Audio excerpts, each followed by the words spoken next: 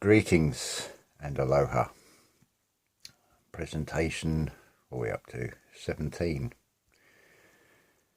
It's always a important number in the media. 17 people die in a plane crash or something happened on the 17th. You know how the script goes. It's not really the purpose of this video. There's a thing called Western astrology, and there's also sidereal astrology. Now, Western astrology is 23.5 degrees out, so 23.5 or 23.4, 234 would leave 666. Now, for a long time, I was led to believe that I was a Gemini. It's never felt right. It's quite amusing in a way if you're from the truth-seeking side or the spiritual side. You know how what people would class as you're asleep.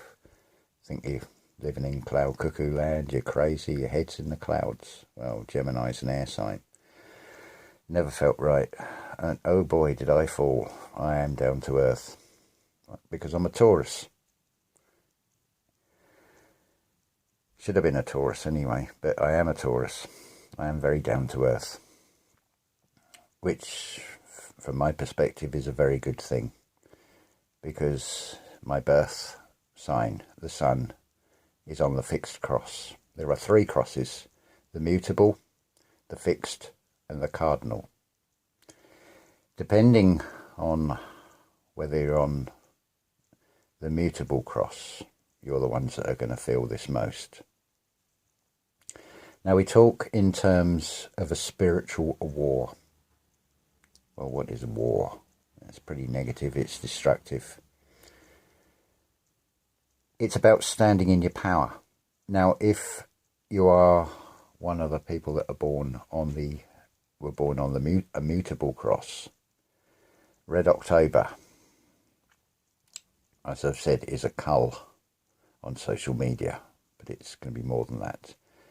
There's going to be a lot of suicides. A lot of you are going to feel like shit. This is where you do need to stand in your power. Now I'm going to direct you over to the Lavette channel, Lavette, and have a look at the Solarium program. It's neither Western or sidereal. It's the middle path. It's the one where you want to be on.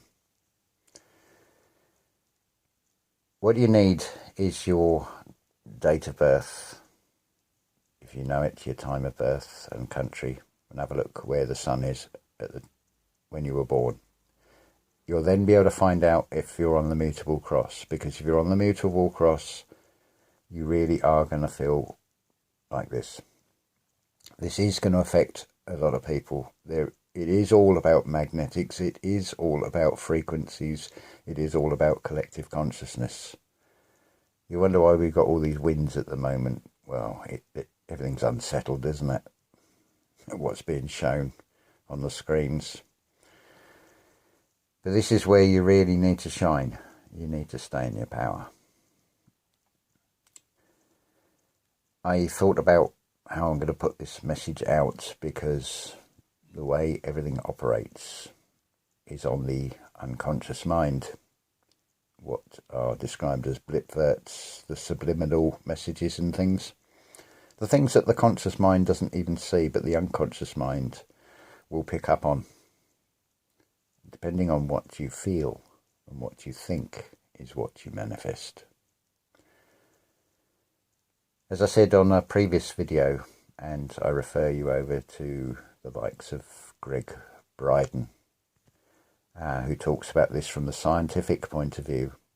Your DNA, when you're in a negative state like fear or anger, that feeling of tension, because it's got your attention, and you tense up, you're stressed, it leads to ill health. That's what is being suggested in the media all the time. to keep you in that state of fear, that state of mind that is negative, that is harmful to you. Think of, like I said, think of the Buddha figure, the symbology of that. Staying in your power. In many ways, you could say it is denial. You do have to deny what those five senses are showing you. And believe in your true self inside. Then nothing will harm you. 5G won't get to you. Bullets won't penetrate it if you can get it to that level. You heard all these mythical stories of gods and goddesses. God of thunder, lightning, whatever. The truth of that is they're just human, with one significant difference. That so-called 97% junk DNA, no different from an operating system in a computer. It just needs an update, a reactivation. All they had was the ability